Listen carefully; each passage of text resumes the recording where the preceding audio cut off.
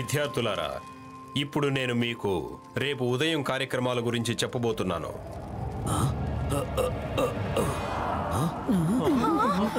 అరే, ఆశ్చర్యంగా ఉంది. గురుదేవా, పశుపక్షులు ఇలా అరుస్తున్నాయంటే ఏదో చెడు జరగబోతోంది. వాళ్ళు అరిసే దారిలో వెళ్ళి ఏమైందో చూద్దాం. మాకు ఆజ్ఞాపించండి గురుదేవా. అనుమతిస్తున్నాను, కానీ జాగ్రత్తగా ఉండండి. పరిస్థితి విషమయం అయితే తిరిగి వచ్చేయండి.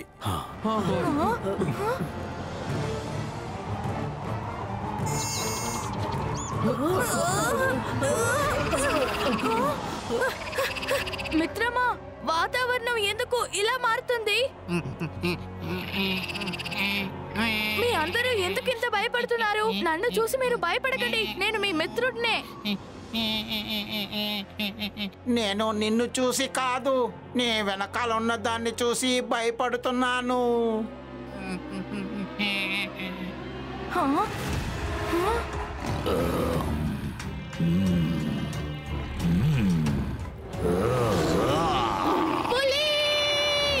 అది నకుల్ గొంతుకే. రండి సహోదరులారా. భోజనం, నువ్వు సరైన సమయానికే వచ్చావు.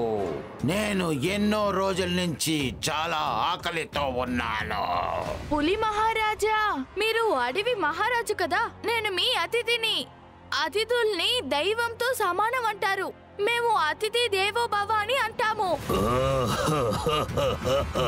అయితే మేము వేరేలాగా అనుకుంటాము. మేము అతిథి భోజనం భవ అంటే నువ్వు నా ఆహారానికి సిద్ధంగా ఉండు.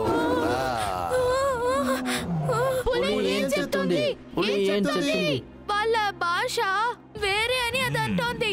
అది ఏంటంటే అతిథి భోజనం భవ అని అంటుంది. ఇప్పుడు మనం అందరం దీనికి భోజనం అవుతాం. అదెలా మనం దీని భోజనం అవ్వగలం? ఇది మనల్ని తినడానికి వచ్చేటప్పుడు మనం మాట్లాడుకుంటా ఉంటామేంటి? దీంతో చెప్పు, ఇది ఇప్పుడు మనల్ని తినాలనుకుంటే ముందు మనతో పోటీ పడాలని. యుద్ధం చేస్తే ఏం వస్తుంది? ఏవి ఉండదు. ఇక్కడి నుంచి కొంచెం దూరంలో స్వామి ఏకాతానంద్ కఠోరమైన తపస్సు చేస్తున్నారు. రేపటి లోపల ఆయనకి 5 తత్వాల శక్తి వచ్చేస్తుంది. నీళ్లు, అగ్ని, ఆకాశం, భూమి ఇంకా వాయువు. ఈ శక్తులు ఆయనకి వచ్చిన తర్వాత మనం అందరం పశువులం ఇంకా మనుషులం. ఆ తర్వాత మనం ఆయనకి వశమైపోతాము. అప్పుడు అతన్ని ఎవరూ ఓడించలేరు. అతను ఏం చెప్తారో అలాగే మనం చెయ్యాల్సి ఉంటుంది. ఆయన మొత్తం విశ్వం మీద రాజ్యం వెళ్తారు.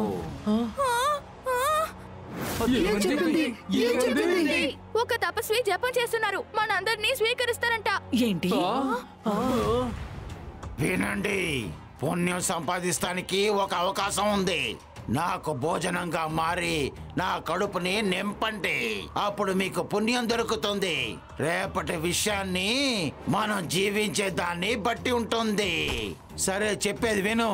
అక్కడ చాలా బలంగా ఉన్నాడు కదా, వాడిని మొదట పంపించండి. ఇప్పుడు ఆ పులి ఏం చెప్తోంది? భీమన్నయ్య మిమ్మల్ని పుణ్యం సంపాదించుకోమంటున్నారు. మీరు భోజనం అయిపోండి, మీకు పుణ్యం లభిస్తుంది. నేనే దొరికానా? నాకు పుణ్యమే వద్దు.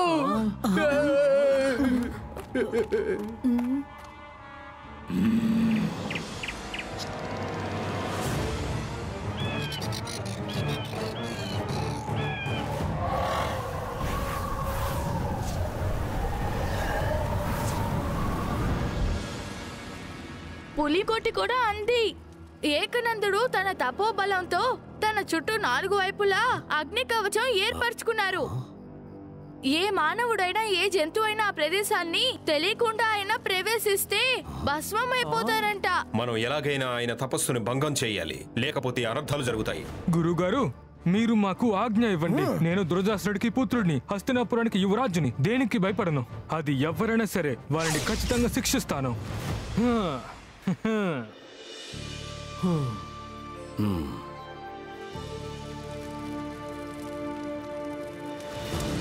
హే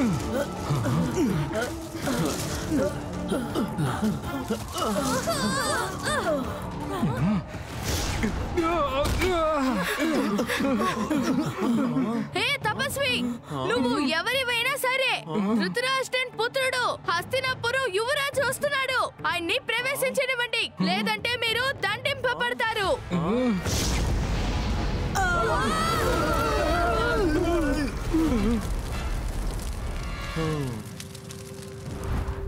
ఏకాదనందన్ దగ్గరికి చేరుకోవడానికి నా దగ్గర ఒక ఉపాయం ఉంది. భూమిలో నడిచే ప్రతి ఒక్కరిని తన బానిసగా మార్చేసుకుంటున్నాడు. కానీ మనం అందరం పడవలో కూర్చొని లోపలికి వెళ్ళామంటే ఒకవేళ మనం గెలవచ్చేమో. ఏకాదనందన్ దీన్ని ఆలోచించి ఉంటారు, పడవలో కూర్చొని వాళ్ళు లోపలికి వస్తారు అని.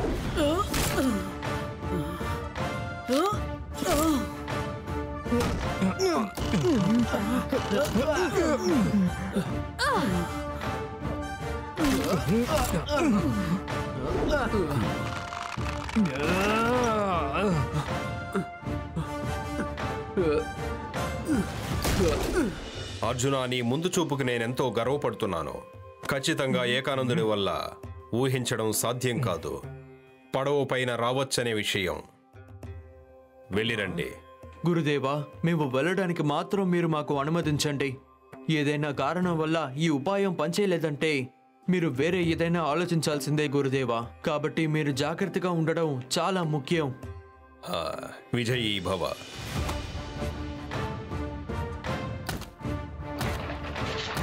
విజయీ భవ. అవును, ఆయనకి మీ నలుగురే చాలు. భీముడికి భోజనం అయ్యి పుణ్యాన్ని సంపాదించుకోండి. అడవి రాజు అడుగుతున్నాడు, మీకు పుణ్యం కావాలా వద్దా అని. వద్దు, దయచేసి ఇంకో భోజనాన్ని ఎత్తుకోమను.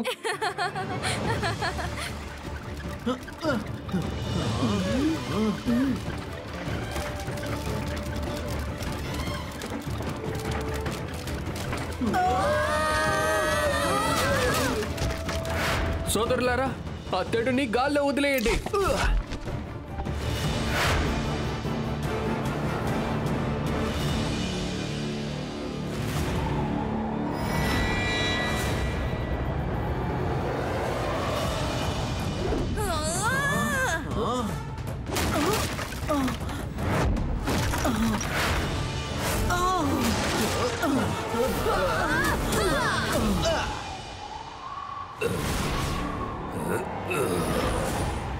బాలకులారా, మీకు ఎంత ధైర్యం ఇక్కడికి రావడానికి? మీ వల్లే నా తపస్సు భంగమయ్యింది. తపస్వి గురుదేవా, మీరు చేసే ఈ దవం వల్ల ఈ లోకానికి పెద్ద ప్రమాదం జరుగుతుంది. ఇది మా ప్రార్థన. మీరు మీ దవాన్ని దయచేసి ఆపేయండి. అసంభవం. నన్ను ఎవరు ఆపలేరు.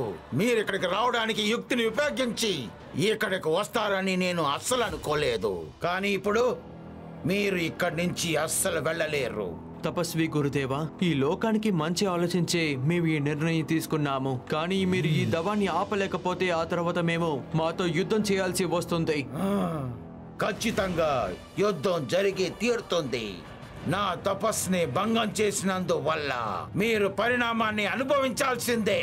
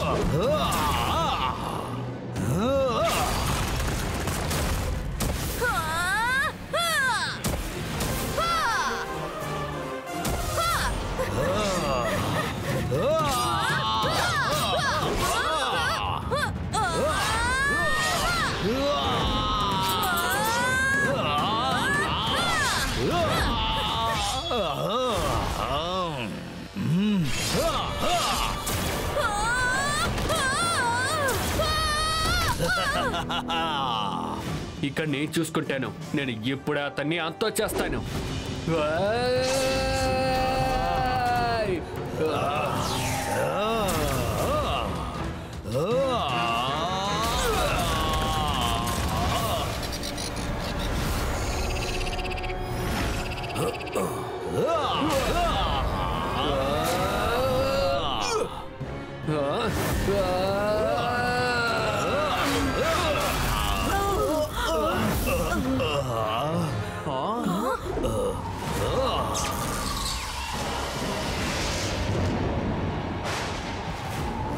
ఇప్పుడు కూడా ఏమీ జరగలేదు.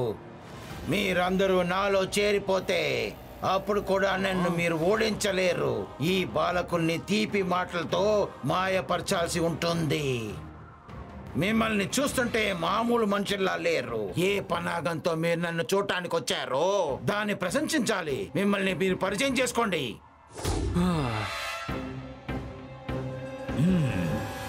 మేము గురు ద్రోణాచార్యుల వారి శిష్యులం. ఇంకా నా పేరు సహదేవ్.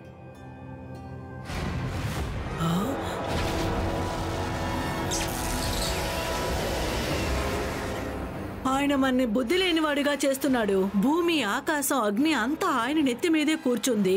మొత్తం ఆయన శరీరంలోనే అంకితం కాబోతుంది. మనం ఎలా అయినా అడ్డుకోవాలి.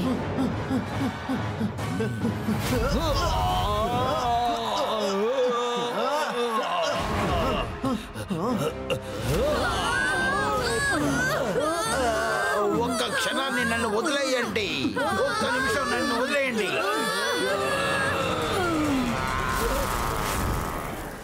లేదు, మీరు నా ఎన్నో సంవత్సరాల తపస్సుని ఒక్క నిమిషంలో అంతం చేసేశారు. నేను కష్టపడిందంతా నాశనమైపోయింది.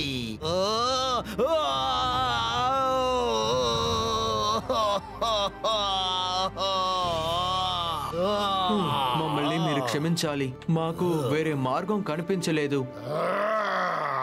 నేను మళ్ళీ తపస్సు చేస్తాను. మళ్ళీ మీ మీద నేను పగ సాధిస్తాను. మళ్ళీ కలుస్తాను మిమ్మల్ని. పాండవులారా, మళ్ళీ మీరు నా శిష్యులన్న విషయం నిరూపించారు. ఈరోజు మీరు ఈ ప్రపంచాన్ని కాపాడారు. చిరంజీవి భవ. ధన్యవాదాలు. మీరు నిజంగానే చాలా పెద్ద వీరులే. ఇవాల్టి నుంచి మేమందరం ఈ అడవిలో స్వతంత్రంగా జీవించగలము. ధన్యవాదాలు. ఏం చెప్పింది? మర్చిపోయారా? మీరు పుణ్యం సంపాదించాలంటే మీరు ఇప్పుడు కూడా వెళ్ళొచ్చు. వద్దు.